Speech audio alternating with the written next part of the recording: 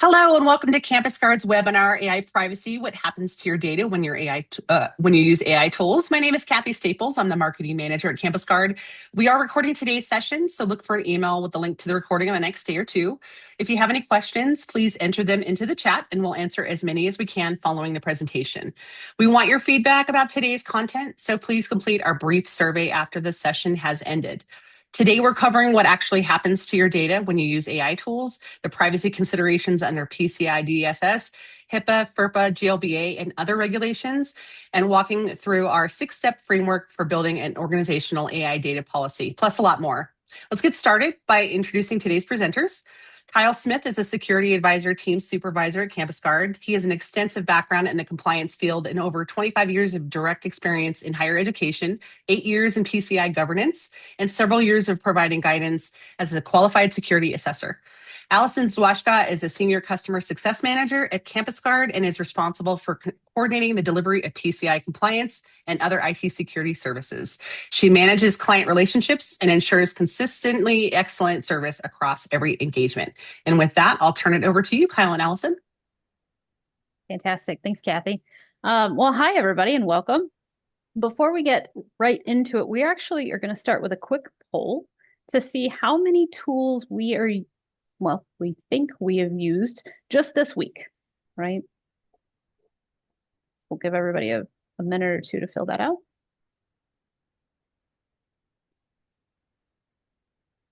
And then also curious how you would describe the use of AI, whether you're experimenting with it still, you like to use it, using it to streamline work processes and tasks. Yeah, I'm just looking at this poll and I'm like, I have no idea how many I've used this week. They're everywhere. Yeah, I probably fall into that, honestly, I've lost count category myself. Mm-hmm. All right, well, let's see what the results look like.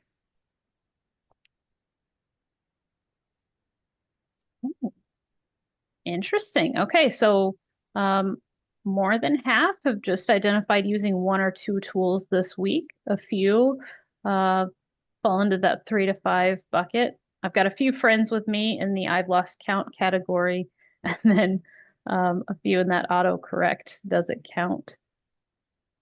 And then your current use of AI, some aren't using it, some would like to, but they're not sure how. But a majority say that they're experimenting with it, which is perfect for this webinar, honestly. Mm-hmm. So fantastic.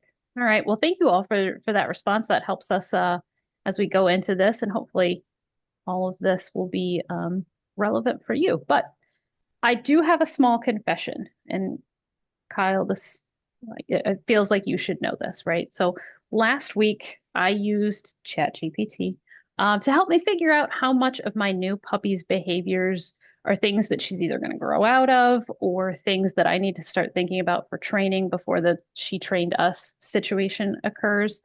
I talked about her age, her breed, her routines, my routines, and only afterwards did I then check to make sure that HIPAA did not actually include dog health records. Yeah, so somewhere a data broker now has a complete file on you and your pup. It's interesting. Well, she might be a little bit mad, and I don't even have a way to explain it. So let's just keep that between us for right now. Okay. Anyway, my name's Allison Zwaszka, as Kathy mentioned, and I'm a senior customer success manager here at Campus Guard. And that little confession, kind of the whole point of this webinar, because we're all having conversations like that with AI, or we're thinking about it, right? Whether that be at home, but more importantly, we're going to talk about those conversations with regards to work.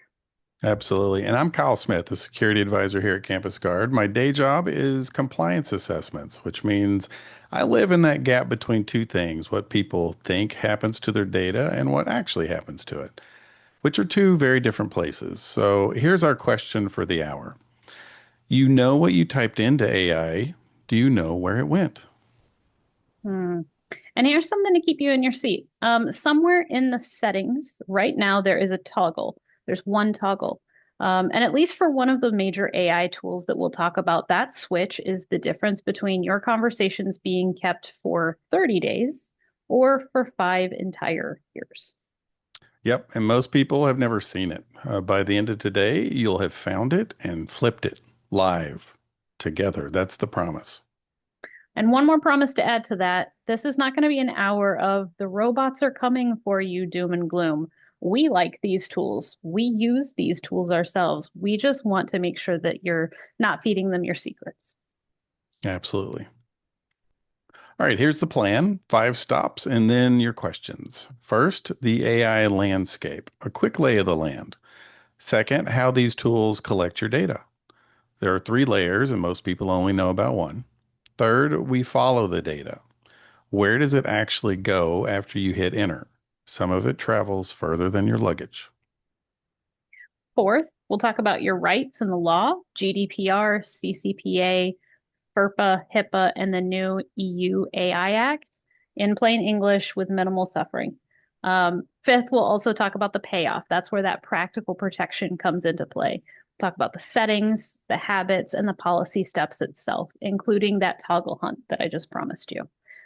One ask that we have for you, if you do have questions, go ahead and drop them in the QA panel as they hit you. Don't save them up to the end. We want to weave them through the conversation as they come up. All right, let's get into it. All right. So section 1, before we talk about where your data goes, we have to agree on what even counts as an AI tool. And that answer is a little bit sneakier than you think. When people hear AI, they picture the chatbots, right? ChatGPT, Claude, Gemini, Copilot, the celebrities of AI. But looking at this grid, you see AI writing assistants like Grammarly sitting in your browser, reading everything that you type. That's the whole job. AI search tools, image generators, voice assistants that have been on your kitchen counter since 2015. And then there's the sneakiest row of them all, where AI is baked into the apps that you're already using. For example, when your email finishes that sentence for you, an AI model has actually been reading your email to do that. It's not magic, it's just reading comprehension. Yeah, which is why that pre-show poll matters. If you answered honestly, I've lost count, and there was a few of us. That's not a character flaw. It's just an accurate description of modern software. But it does set up our whole problem. You can't protect data you don't know that you're sharing through tools you didn't even know were AI. So, Kyle, there's an obvious question here. Why do all of these tools want my data so badly? What's really going on underneath the hood? Yeah, here's one idea I want everyone to take home. AI models don't just use data, they are data.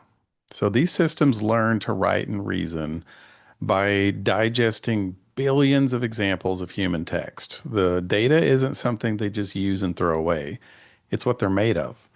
So your conversations are valuable in 4 different ways. Training, your chats can become part of the next model's education. Improvements, every thumbs up is free quality control, free labor. Personalization, the more it knows you, the more useful it gets, and the more complete your profile gets. And monetization, data always has a dollar value. Mm.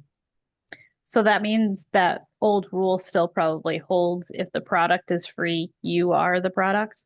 Yeah, with one very modern asterisk. Even when the product isn't free, the appetite for your data doesn't really go away. There's a slide coming in section 5 about paid AI subscriptions. It ruins somebody's day every time we talk about it, so it's something to look forward to. He's not kidding. It got me the first time we went through this. Neither here nor there. On to section 2. Okay, the hood is open now. There are 3 layers of data collection happening every time you use an AI tool. Layer 1, everybody knows about. Layer 2 and 3, that's where it gets interesting. So layer 1, input data, everything you type, paste, or upload. Prompts and questions, documents you drop in for a summary, code snippets, which in my experience have a remarkable habit of containing passwords the owner forgot were in there. And all of it gets captured. Deletion isn't always immediate, and it isn't always guaranteed. There's a court case coming in section 3 that proves that point.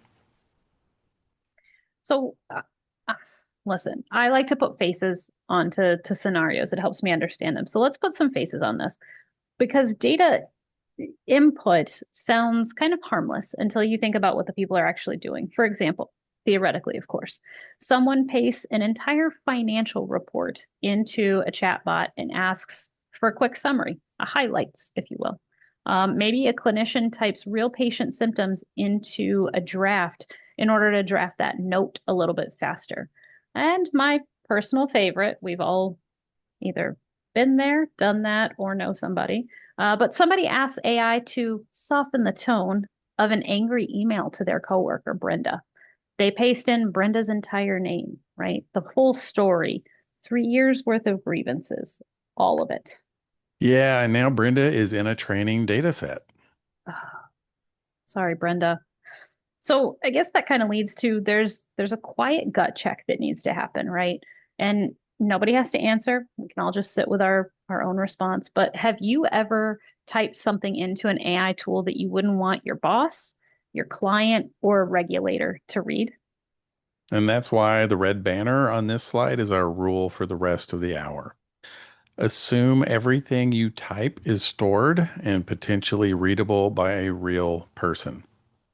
Not because those people are villains, it's usually a safety review or quality control work, something like that. But once you picture a human reading it, you type differently, right? That's the whole point. So true. So, layer two, metadata, the data about your data. And here's the part some people argue with, right up until it clicks. Metadata is often more revealing than the words themselves. Okay, I'll argue with you, Kyle. That sounds backwards to me. Like, how does the envelope tell you more than the actual letter inside does?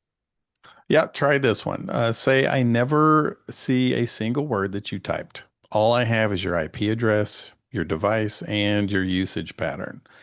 And the pattern shows you opened a mental health chat bot at 2 in the morning every night for a week. Okay, well, when you spell it out like that, I'm starting to see your point. Yeah, four things live in this example. Your IP and rough location, your device fingerprint, your operating system, browser, screen size, time zone. Together, those are surprisingly unique to you. It's almost like a fingerprint of who you are.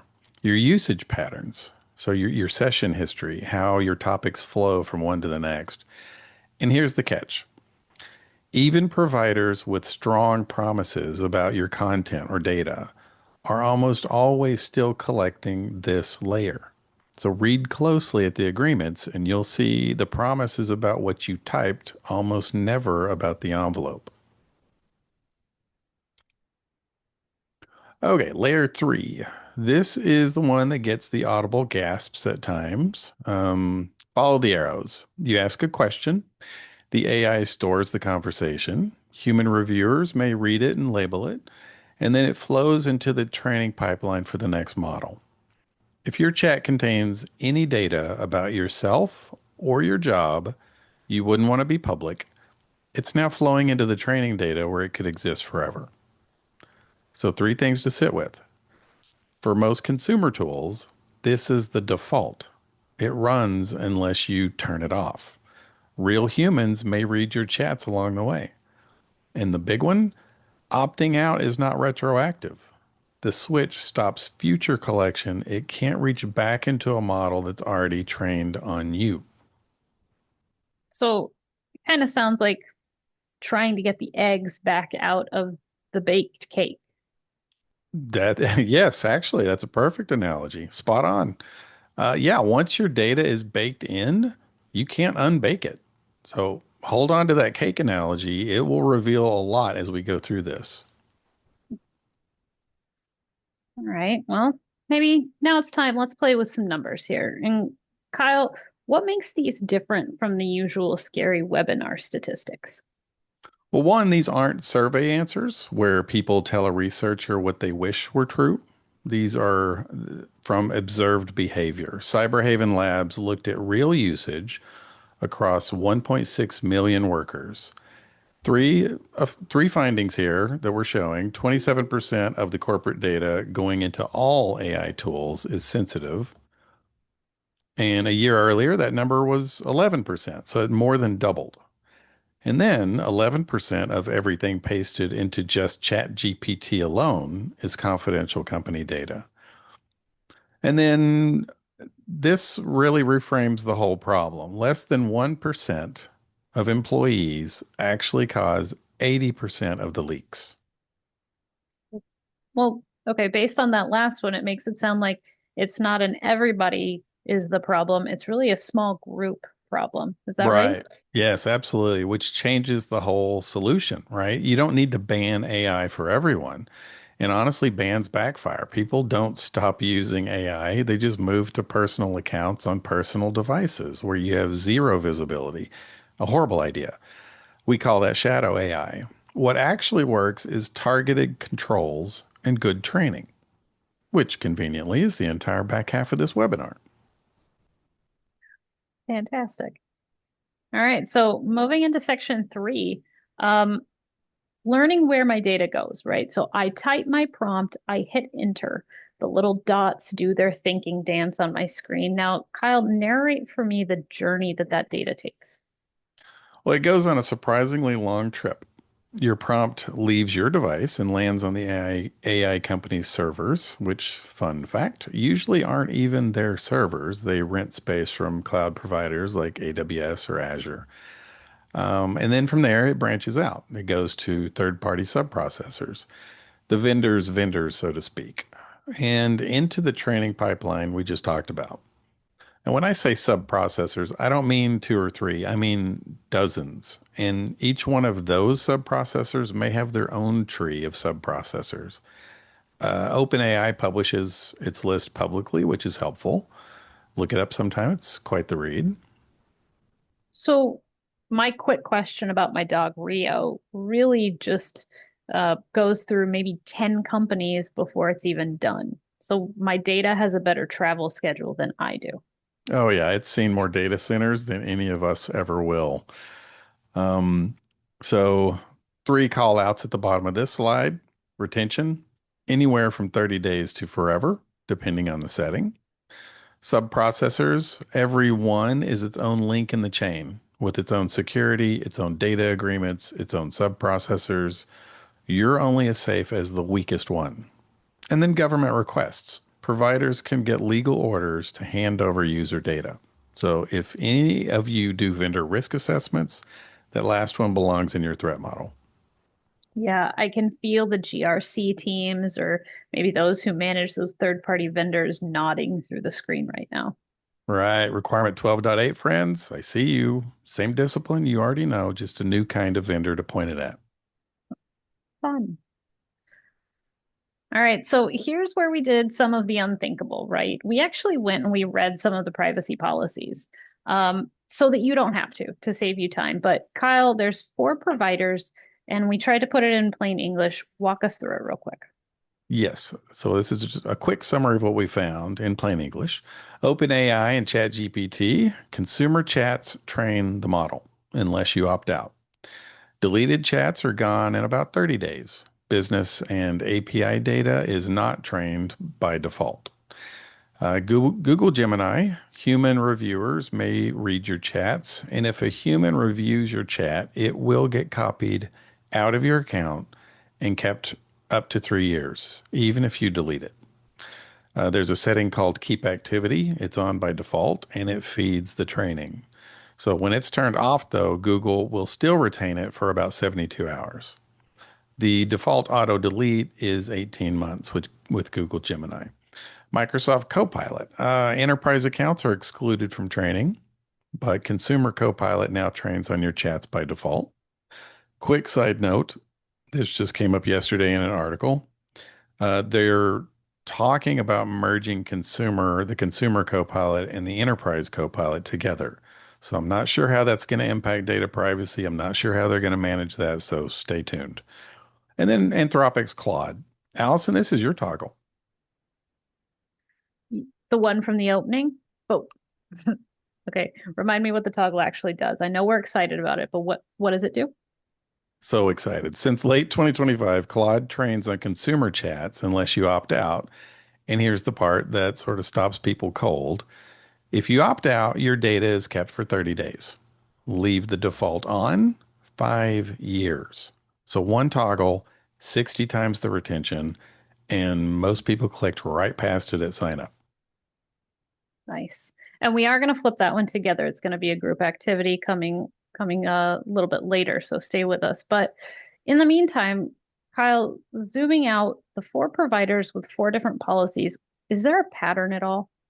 There is, and it drives everything that we recommend today. On every single provider, the enterprise tier protects you more than the consumer tier. That's not an accident. That's the business model that has evolved over the past few years. So consumer data feeds the machine, enterprise contracts pay for it all. Mm.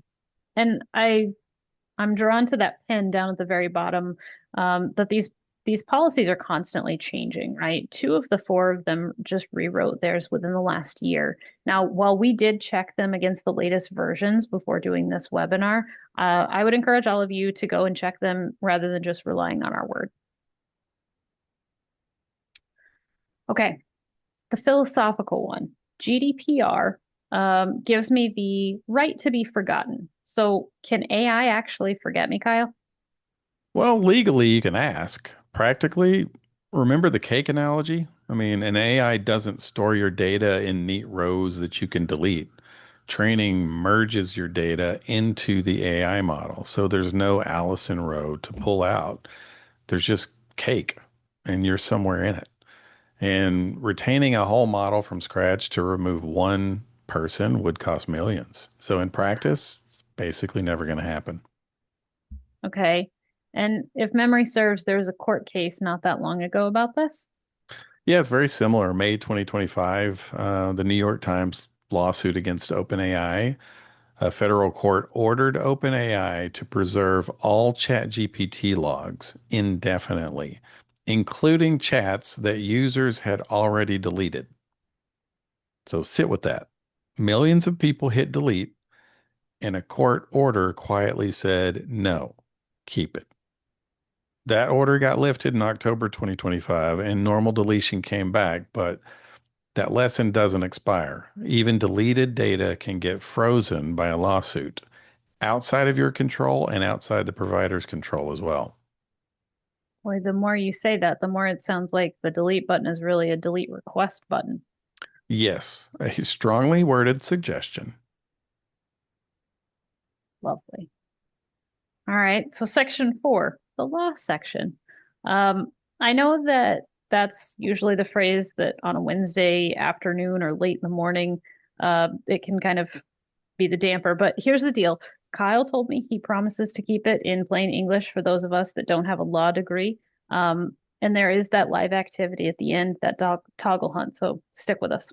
Right. Plain English, Scout's honor. I don't remember how to do it. Is maybe that. I don't know. So four laws, and the thing to watch is the right-hand column because every one of these has a gap where it meets AI.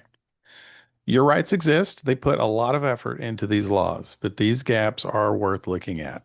GDPR, the gold standard, covers anyone serving EU residents. The gap, it still hasn't fully settled the training question. The cake problem is open in Brussels too, right? How can you be forgotten from a fully baked AI model? CCPA, solid rights for Californians. The gap, it's just Californians. FERPA protects student records.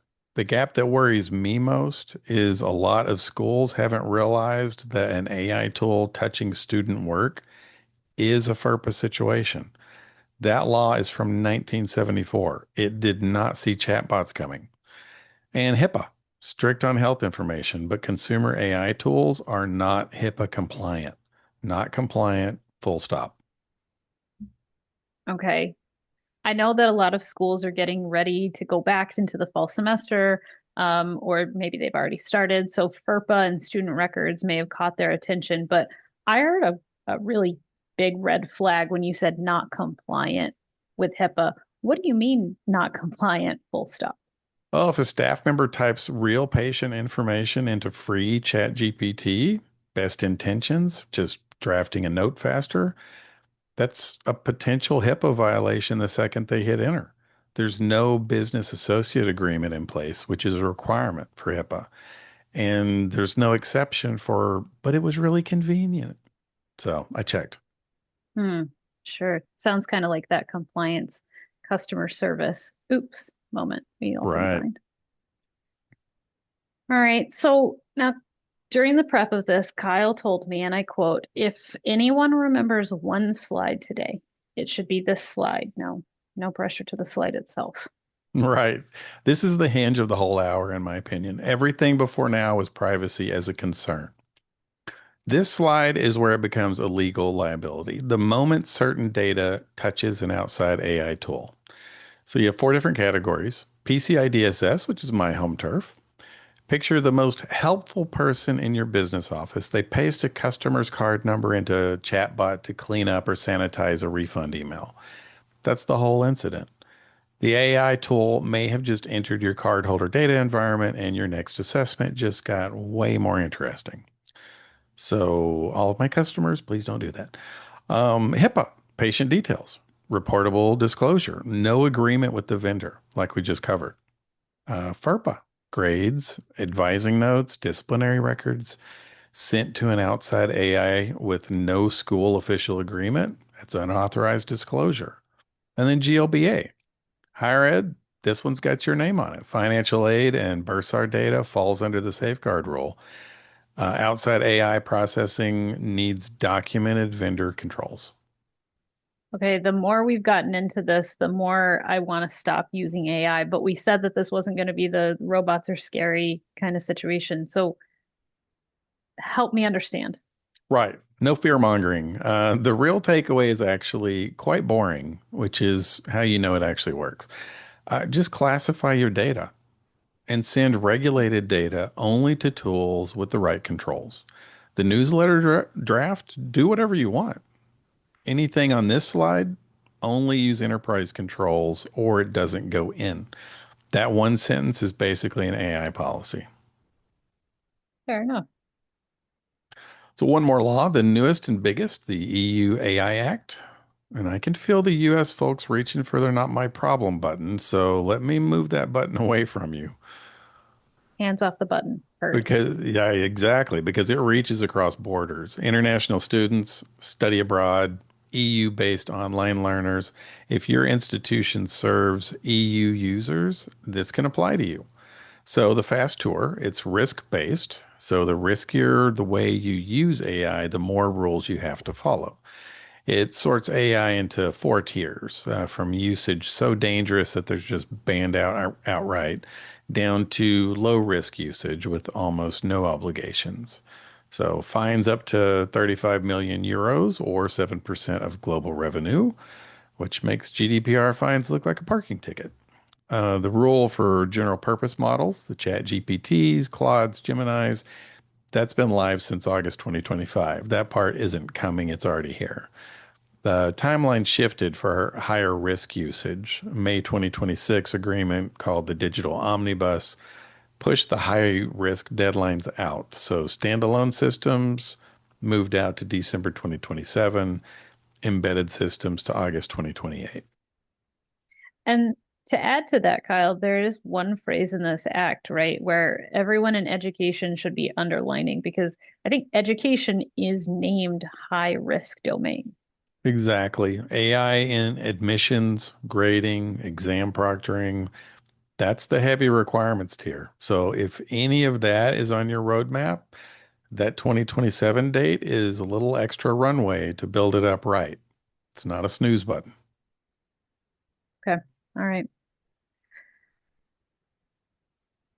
So here it is, the moment I was promising from the beginning, that toggle hunt. So if you've got your phone, maybe your laptop open, let's do it together right now, group activity style. All right, let's follow this slide. So for the Chat GPT folks, go to settings, data controls, improve the model for everyone, turn it off. For Gemini, go to myactivity.google.com/product/Gemini, turn off keep activity. For Copilot, your profile, click on that, privacy, model training, and then there are two toggles hiding in there. One is for text chats and one's for voice chats. get both of those. Don't be alarmed if you don't see it. Microsoft is still rolling out this toggle in phases, but it should be available soon if you don't already see it. For Claude, go to Settings, Privacy, Help Improve Claude. Turn that off. And that's the one from the opening. It takes your retention from 5 years down to 30 days. Wow. All right, so we'll give everybody a minute to find those because I'm sure I was not the only one that was using multiples. So I went ahead and did these ahead of this call. But while they're finding those settings and making those switches, Kyle, how often do you think these actually get flipped, like in the real world? I would say almost never. Defaults are the most powerful force in software, and these defaults all point in one direction toward the provider. That's why we stopped putting this on a slide and started doing it as a group. Slides get forgotten, group activities get done. Hmm, that's true. And for those who do have all four of these or possibly more, you are going to get a copy of the slide for later. So watch your inbox for more of these. But to keep things going, a metaphorical raise of hands, let's say. I'm curious if you just found a toggle that you didn't know existed, because that was me too. I didn't know most of these existed, but thankfully you are not alone and we were able to do it together. So congratulations, you just did more for your AI privacy in the last, oh, I don't know, 30, 60 seconds than most people do all year. That's so true. So, two quick footnotes. Enterprise and API plans usually exclude training by default, but confirm it in your contract. Usually is doing some real work in that sentence. So, uh, and the warning at the bottom of the slide is the cake. One last time, opting out protects your future chats. The past is already baked in. Hmm. All right, let's close the law section with the rights that you actually hold, because there are 6 of them.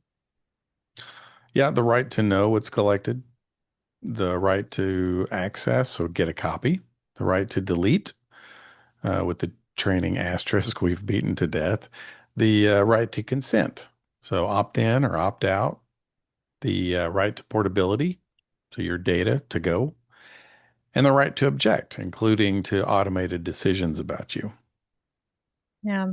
And it's important to note that some of these may depend on where you live as to which rights you hold.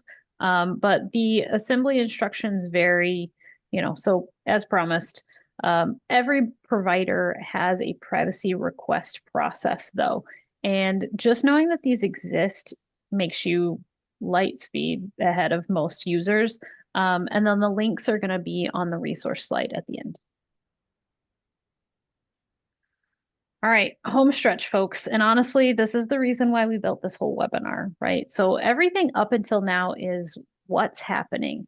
This is where you actually start to think about what do you want to do about it, right? And it starts with the shortest slide of the entire deck.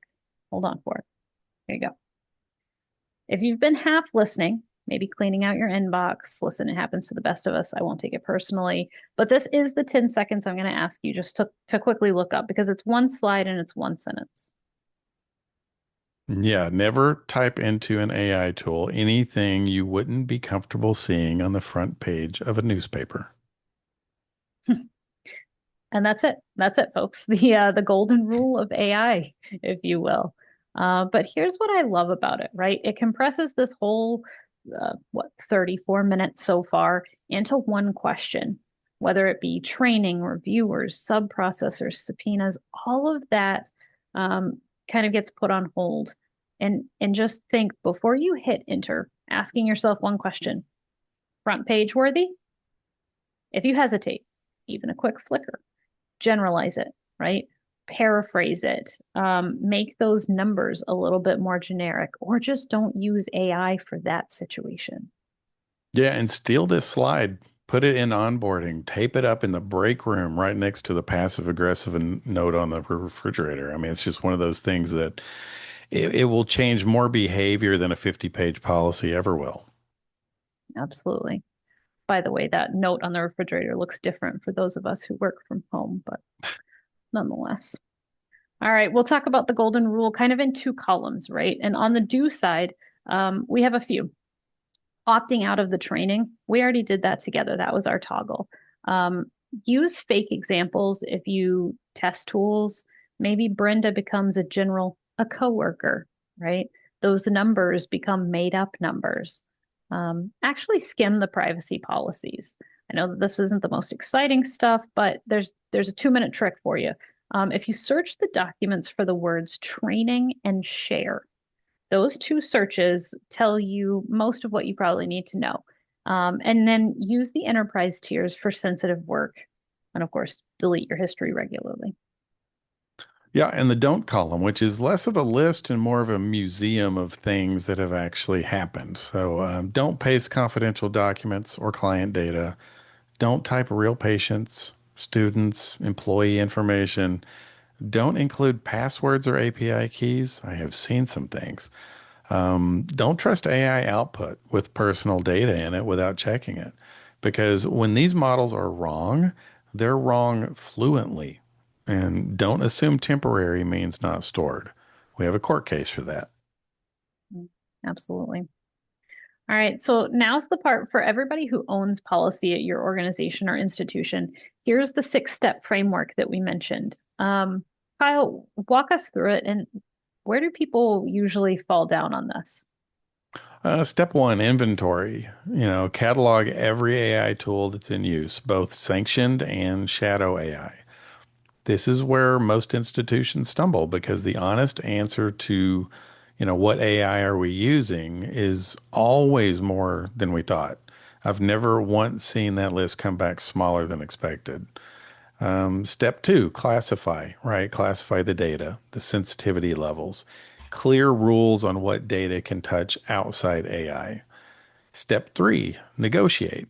Data processing agreements with your key vendors can be negotiated, training, opt outs in writing, that sort of thing. Step four, training. So sessions like this one until the front page question is just how your campus thinks, right?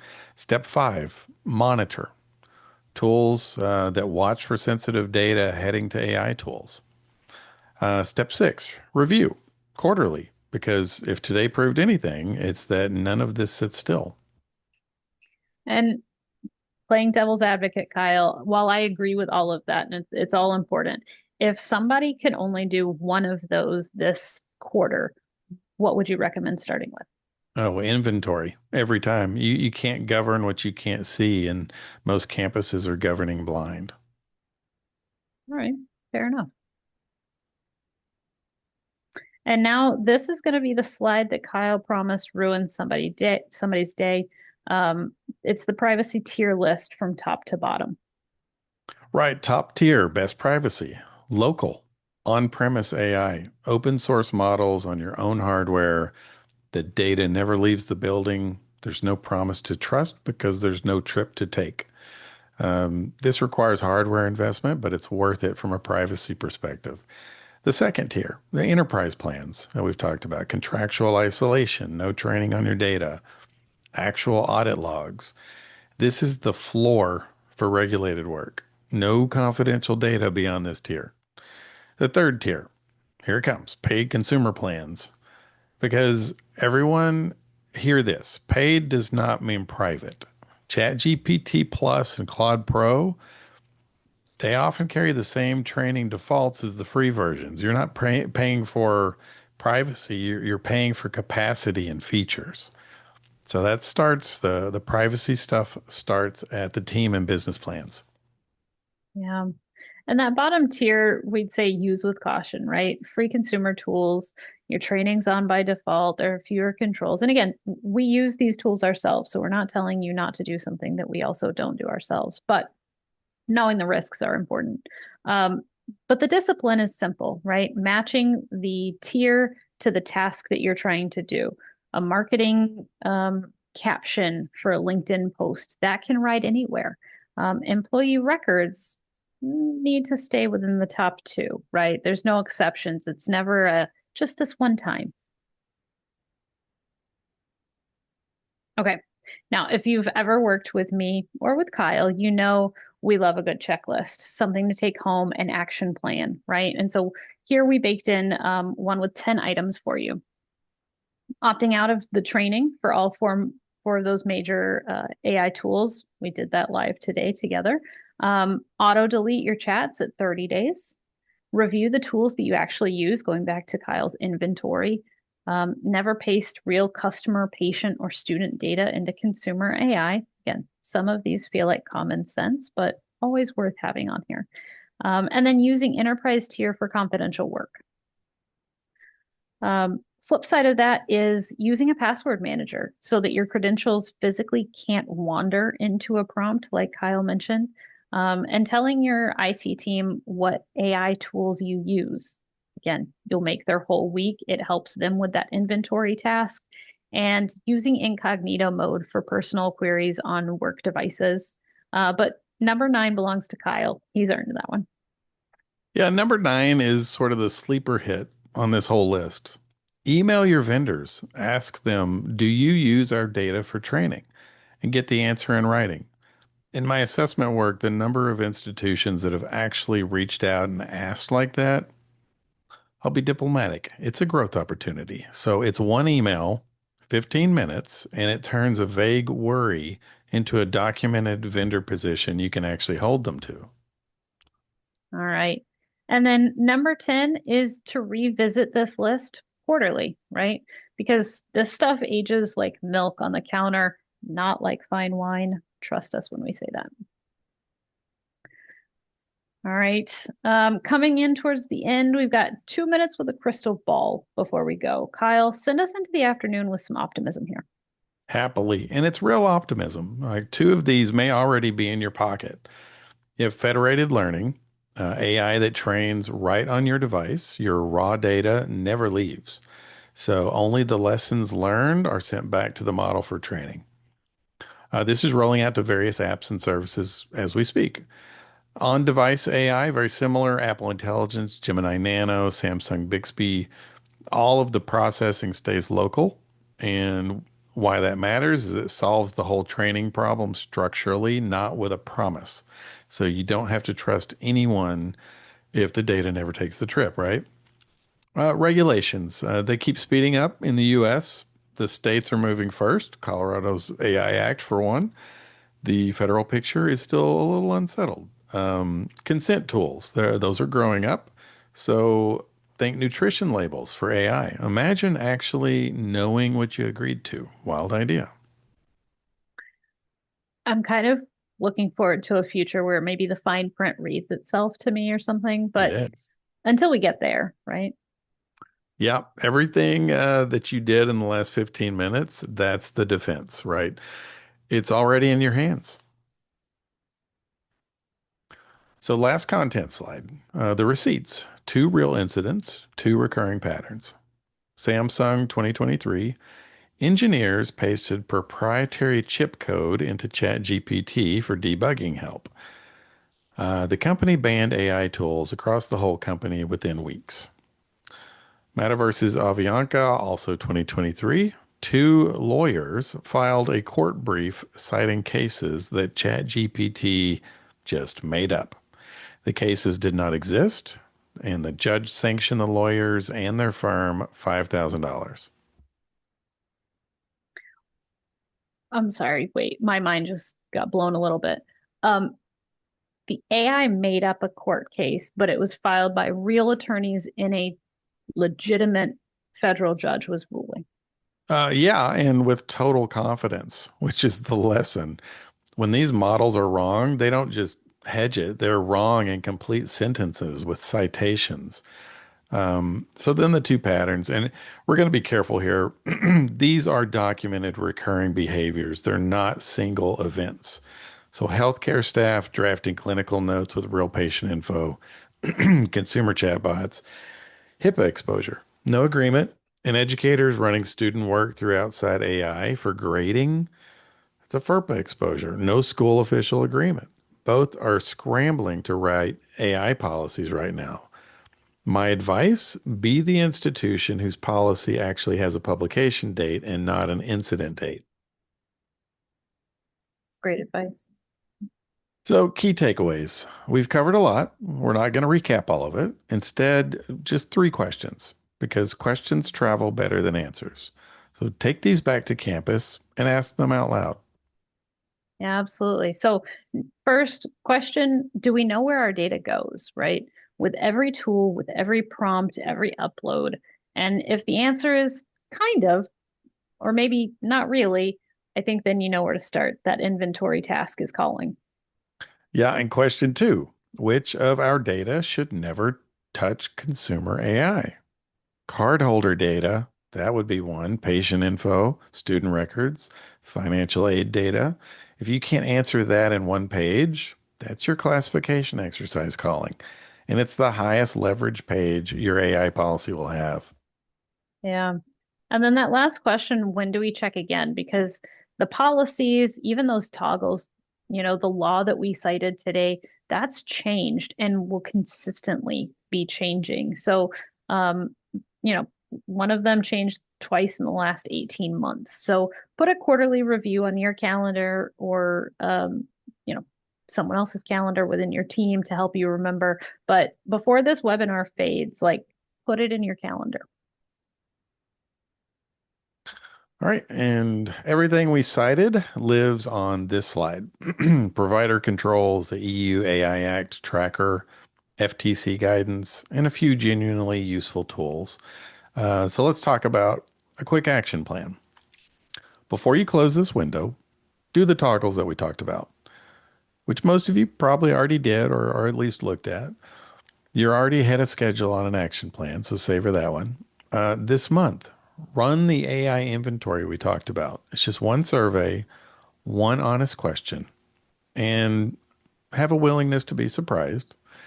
In this quarter, send one email to a vendor, get it in writing, and put the quarterly review on the calendar. Mm. I think if you've been a part of any conversation with Kyle, you know our motto is start small. Honestly, start anywhere, just start, right? And two quick resource shout outs that I wanted to give. The terms and services didn't read. It grades privacy policies in plain English. It's kind of like Rotten Tomatoes, but for legal documents. And I do mean that as a compliment. And then there's the EFF's surveillance self-defense guide. It's free, it's practical, and they actually keep it up to date. Yep. Well, that's our hour, which means it's your turn. What's on your mind? What are you rethinking? What's the AI question on your campus maybe we didn't get to? Drop it in chat. We've got time. And honestly, this is the part we look forward to. Yeah, thanks, guys, so much for that. We do have some questions here. Some you may have already touched on. What about enterprise licensed AI, ChatGPT for business or Gemini for EDU? They all say the LLM isn't trained. Is that true? They also, can you rephrase that? I'm sorry. Sure. They all say the LLM isn't trained. Is that true? The LLM isn't trained? No, that's not true. It's all in, they store these in what's called a vector database. And all large language models use that. And it's just sort of a weird way of making words relate to each other, but somehow it works in AI. Okay. Does the information entered into a secure site, such as application that requires date of birth, social security number, et cetera, also enter into this cloud journey / AI storage? Well, it depends, and that's the problem with AI in that it could just be, filling out a form going into a single database, or if they're using any sort of AI products to render that website, it could be traveling down that bizarre chain that we talked about earlier. All right. Anne says, I work for college and we use Gemini and Copilot. We have asked IT several times if we are protected, and they tell us yes, it does not leave us. Is this true? Well, I would definitely dig into that. You can have, of course, enterprise agreements in place, but that's one thing that I would definitely make sure. You can look into your profile on both of those, and probably you could find some more information there. But I would press on that. Okay. If there is no privacy option in Claude, is this because I'm on an enterprise subscription. Most likely, yeah, you do see that. They move these things around a lot. I think on purpose, quite frankly. But yeah, typically, if you're on an enterprise plan and they're already that option's just not there, it's just not available sometimes. And Okay. that's a good question because it's one that I asked Kyle myself. So um, you're not alone in trying to No, find some of these settings sometimes. Knowing if you're on an enterprise or not definitely does help. That's what a lot of these questions are about too. Would the enterprise tier allow for confidential third-party documentation, attestation of compliance, SAQ, et cetera, to be entered into the model safely?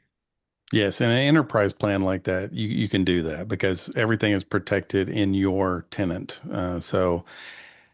Based on the data protection agreements that are in place, they should not be available to any other organization, and definitely not to to Claude or OpenAI. They shouldn't be able to see that data either directly. All right, and the David asks, do you know the classification of the data you're entering into AI? There are lots of use cases and many are indeed public, but it gets complicated quickly. I don't think I understand that Any, question. do you have any input on that? On how to classify it, Yeah. I would essentially say that if it has anything to do with business operations or personal details, just it never goes into a public AI. Yeah. Okay. And Great. everybody's organization may also have a data classification policy that better Yeah. defines what data is classified, how or why. And so I would say also like not to use Kyle and the QSAs, it depends, but go back to your organization's policies a little bit, and figure out what they're defining in that classification system. Okay. If I've already been pasting sensitive information in a ChatGPT for a year, is it too late? Did I already blow it?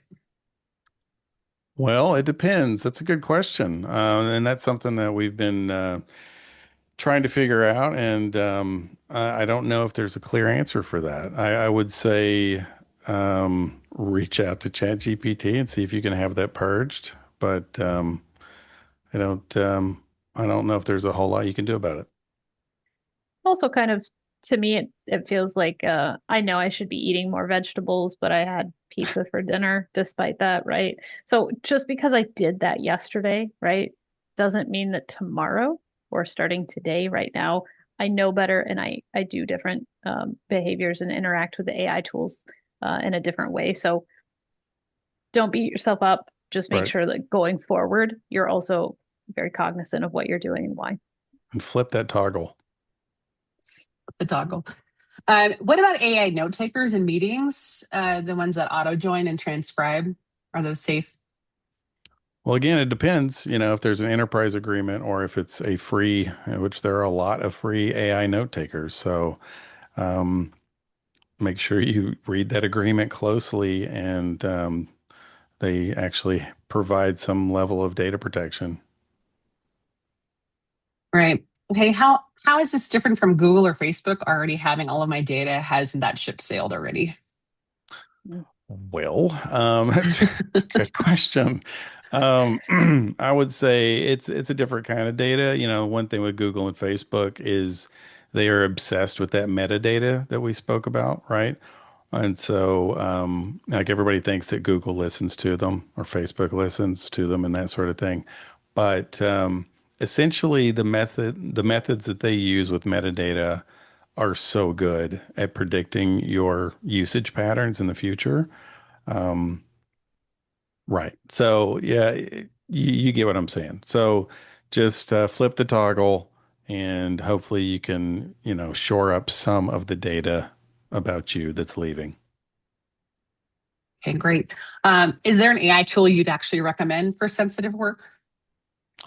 Well, right now, we use both Copilot and Claude Enterprise, and both have great, data protection agreements in place.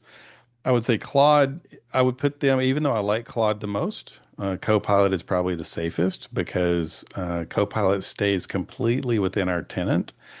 What the only drawback to Claude is that whenever I use Claude, it then leaves our Microsoft 365 tenant and travels to Anthropic servers, right? I don't like that extra step that it's taking, but I do trust them, yeah, so far, but I would say Copilot's probably the safest out there.